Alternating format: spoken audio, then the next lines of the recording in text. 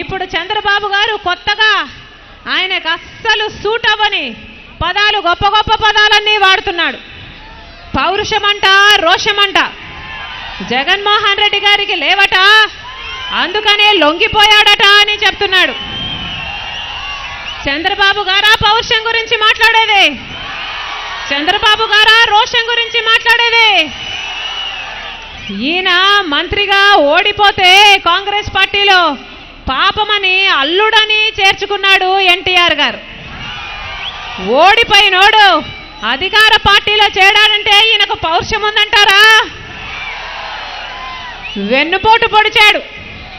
ఏదో అధికారం ప్రజలిస్తే తీసుకోలేదు, వెన్నుపోటు పొడిచి అధికారం లేకొచ్చాడు చంద్రబాబు గారు. ఈయన పౌరుషం గురించి మాట్లాడేది? కాంగ్రెస్ పార్టీ గురించి, సోనియా గాంధీ గురించి ఇటలీ దయ్యము అన్నాడు చంద్రబాబు గారు.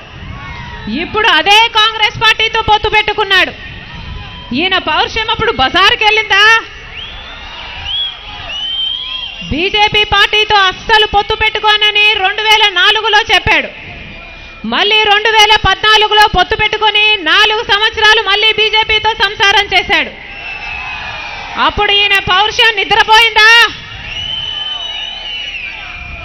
మొన్నటికి మొన్న కేసీఆర్ గారితో పొత్తు పెట్టుకోవాలని ఎంపర్లాడుతూ హరికృష్ణ గారి మృతదేహం పక్కనుంది అనే ఇంగితం కూడా లేకుండా ఆయనతో పొత్తు పెట్టుకోవాలని ప్రయత్నించాడు.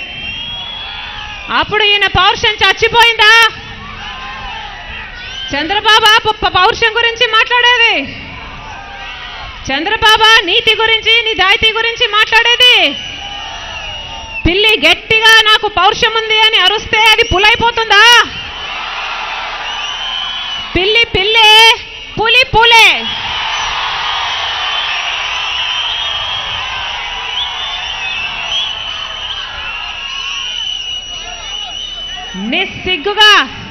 నిస్సిగ్గుగా ఇప్పుడు మళ్ళీ పవన్ కళ్యాణ్తో పొత్తు పెట్టుకున్నారు, కాంగ్రెస్తో పొత్తు పెట్టుకున్నాడు. ఏ ఒక్క ఎన్నిక ఈయన సొంతంగా గెలిచింది లేదు. ఈయన పౌరుషం గురించి మాట్లాడేది? జగన్మోహన్ రెడ్డి గారు ఇచ్చిన ఒక్క మాట నిలబెట్టుకోవడం కోసం, ఓదార్పు అని ఒక్క మాట నిలబెట్టుకోవడం కోసం కాంగ్రెస్ పార్టీని వదిలేసి బయటికి వచ్చి ఎన్ని కష్టాలు ఎదుర్కొన్నాడు. అందుకే అంటున్నాం, పిల్లి పిల్లే, పులి పులే.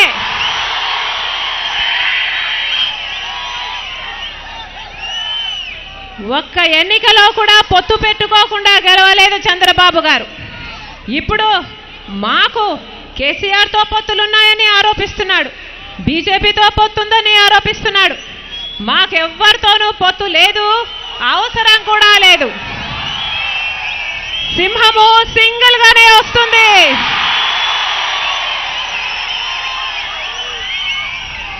జగన్మోహన్ రెడ్డి గారు సింగిల్ గానే, వైఎస్ఆర్సీపీ సింగిల్ గానే బంపర్ మెజారిటీతో గెలుస్తుందని దేశంలో అన్ని సర్వేలు గొప్పగా చెబుతున్నాయి. మాకు పొత్తులు అవసరం లేదు, మాకు కావాల్సిన దేవుని దయ, మీ దీవెన అంతే.